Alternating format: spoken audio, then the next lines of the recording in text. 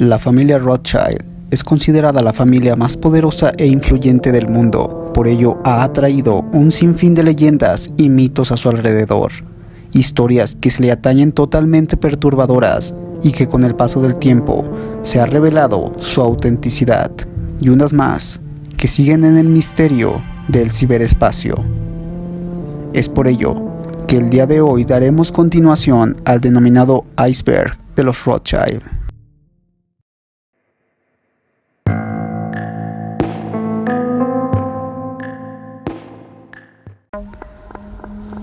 Si bien en muchas ocasiones la dinastía de banqueros se ha pronunciado en contra de diversas afirmaciones que autores consagrados han comentado a lo largo del tiempo, sobre que han manipulado el sistema global a su antojo, o bien que controlan todos los bancos centrales a nivel mundial, es indudable y nunca han negado que el momento clave en su historia, para su vida actual, viene remontado al acontecimiento de que el patriarca de la familia, Mayer Amschel Rothschild, mandara con su estrategia de préstamos financieros a 5 de sus hijos varones para posicionarse en las sedes centrales del comercio europeo,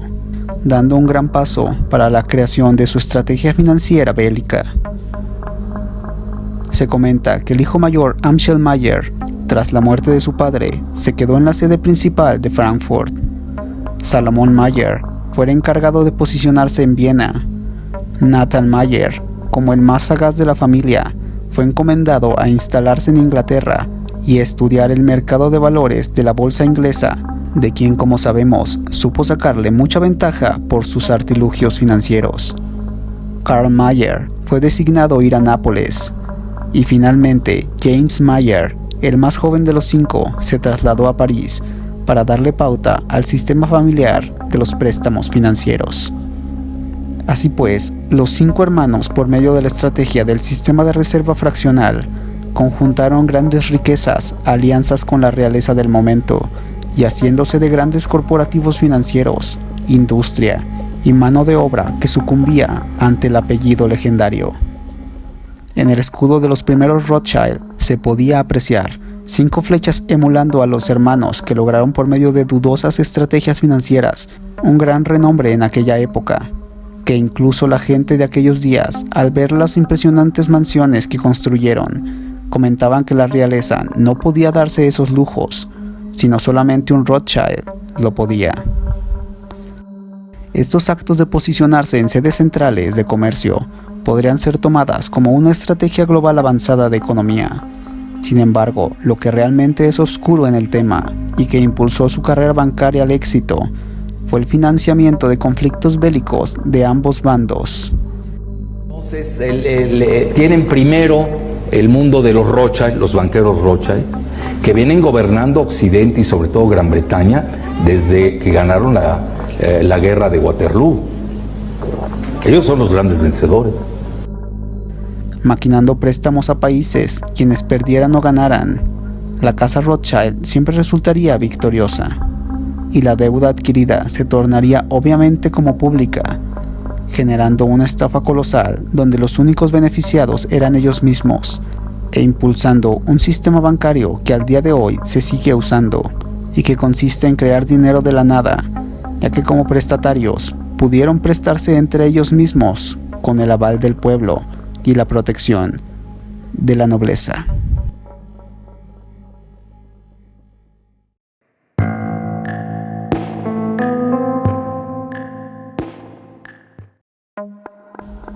Como hemos podido apreciar, las batallas y actos bélicos eran necesarios en aquella época para que los banqueros Rothschild amasaran su fortuna y siguieran posicionándose en cada parte del mundo.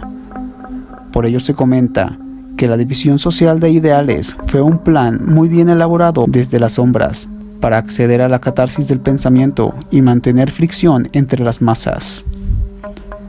De aquí nace un personaje que cambió el rumbo de la historia, ya que por medio de sus atribuciones literarias se conjuntaron revoluciones y nuevos ideales modelo para la generación de sistemas políticos que rigen actualmente en diversos países. Su nombre era Karl Marx, y según varios autores, su ascendencia se remonta a nada más ni nada menos que Amschel Mayer Rothschild, el patriarca de la dinastía. Según el libro Illuminati 666, el autor William Sutton señala que Karl Marx fue financiado por la casa Rothschild, específicamente por su primo Lionel Nathan, quien extendió 2 cheques fortuitos para la causa y cuyos cuales aún podían ser vistos en exhibición en el Museo Británico. Así también, el autor Paul Koch, en su libro Illuminati, expresa que los cheques fueron firmados por Lionel Nathan Rothschild con la final de crear la Liga de los Hombres Justos, la cual posteriormente cambiaría de nombre a la Liga de los Comunistas, propuesta por Karl Marx y Friedrich Engels. Inclusive, el aclamado filósofo ruso Mikhail Bakunin, al enterarse del parentesco de Marx con los Rothschild, mencionó que aquellas personas se posicionaban en todos los lugares, eran agentes de comercio, académicos, políticos, periodistas y bien correctores de la literatura, y a la vez intermediarios de las finanzas, ya que desde mucho tiempo atrás reinaban en el mundo del dinero, las grandes especulaciones financieras y el comercio. Bakunin también llegó a dar un guiño sobre los planes de los Rothschild, ya que mencionó que el comunismo de Marx y el Gran Banco tenían muchas similitudes, ya que ambos buscaban una fuerte centralización del Estado, donde debía existir un banco central y que, como era bien sabido, donde había un banco, había un Rothschild. Ahora bien, historiadores han mencionado que el parentesco de Marx con los Rothschild es legítimo, ya que Nathan Mayer, de quien hablamos en el video pasado, se casó con Anna Baron-Cohen, cuyo padre, Levi Baron-Cohen, tuvo un hermano llamado Salomon David, quien se casara con Sarah Brandes, bisabuela por parte materna de Karl Marx.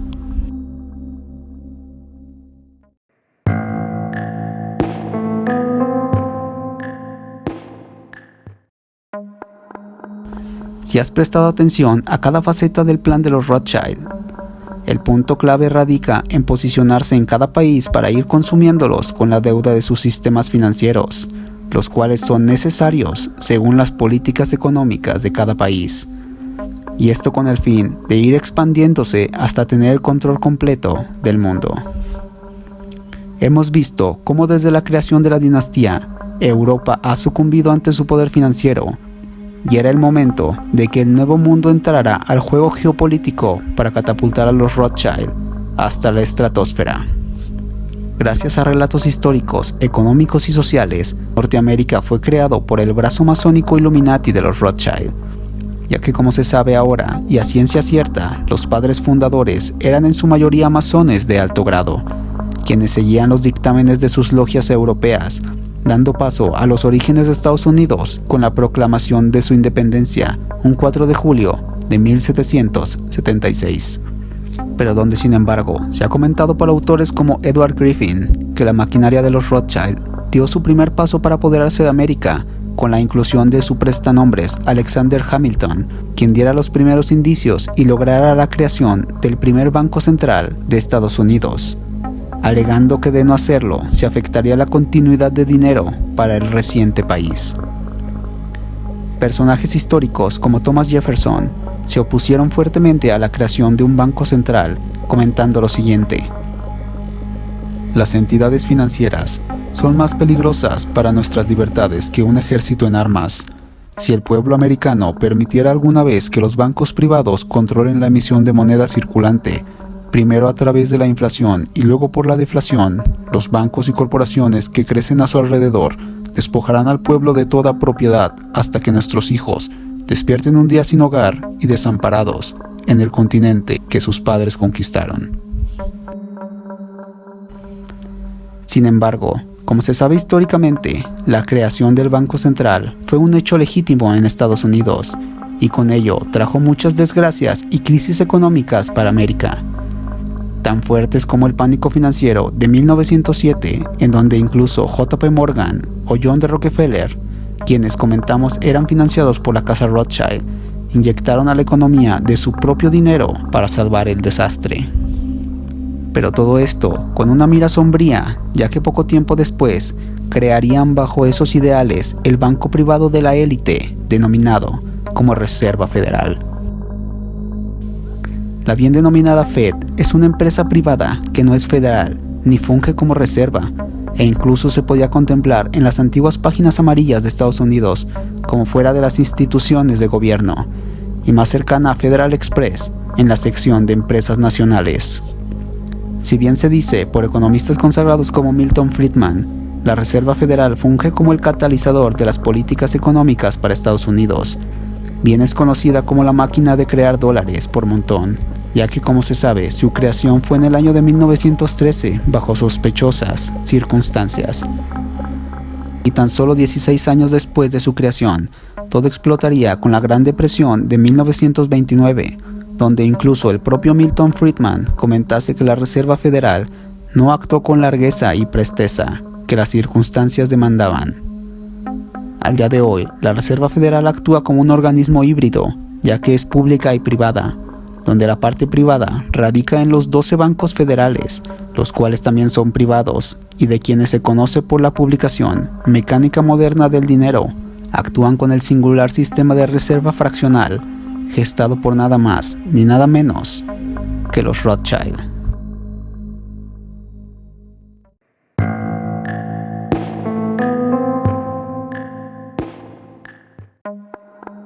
Según la teoría de evolución, capitulada por Charles Darwin a mediados del siglo XIX, se entiende esta como la descendencia y progresiva complejidad de las especies a lo largo del tiempo, afirmando que existe un árbol de la vida, en donde se representa a nuestros ancestros y llegando al punto de tener en el principio alguien en común. Ante ello, y con base a lo comentado por muchos especialistas científicos como Carl Sagan, existe la posibilidad de que haya en el vasto universo otras especies similares a la nuestra. Teóricos de la conspiración como David Icke han comentado la exposición de los famosos reptilianos, pero incluso miembros de instituciones mundiales como el Banco Mundial han expuesto que estos organismos son manipulados por criaturas evolucionadas. Siendo el caso, lleva tiempo circulando en la red un video muy particular donde la ex asesora principal del Banco Mundial, Karen Hughes, ha denunciado que los denominados Homo capensis son quienes se encuentran detrás de estas instituciones creadas posterior a la finalización de la Segunda Guerra Mundial y que, como dicta la historia, fueron financiadas por la casa Rothschild. Ante ello, muchos internautas han comentado que los Rothschild posiblemente sean estas criaturas que narra la ex asesora del Banco Mundial y que, como ella misma lo menciona, son los titiriteros maestros detrás de las sombras. Sin embargo, como muchos investigadores han comentado sobre Karen Hughes, su despido del Banco Mundial en el año de 2007 se dio según los informes oficiales debido a que cuenta con una enfermedad psicológica que no le permitía seguir con sus labores y donde posiblemente derivado de esta acción es que comentó dichos argumentos en contra del Banco Mundial, que dicho sea de paso, sí cuenta con antecedentes de corrupción y malversación, como bien lo comentó Karen, pero quedando todo aún en incógnita del por qué sus declaraciones y especialmente por qué nombró a los Homo capensis como aquellos seres que manipulan todo el sistema global bajo las sombras. Hasta aquí el video de hoy, espero haya sido de tu agrado. Como pudimos contemplar, la familia Rothschild está fuertemente involucrada directa e indirectamente en hechos históricos que posiblemente desconocíamos, pero que, como lo comentan diversos autores, son aquellos verdaderos manipuladores del sistema que al día de hoy siguen su plan para el establecimiento del nuevo orden mundial. Quedan muchos temas por abordar en el iceberg, y debido a no extender más este video, haremos una tercera parte para abarcar más extensamente los temas.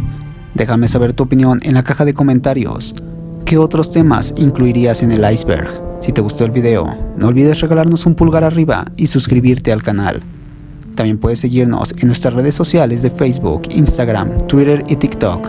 en donde estamos interactuando constantemente contigo. Sin más por agregar, se despide Faro Reptiliano. Hasta pronto.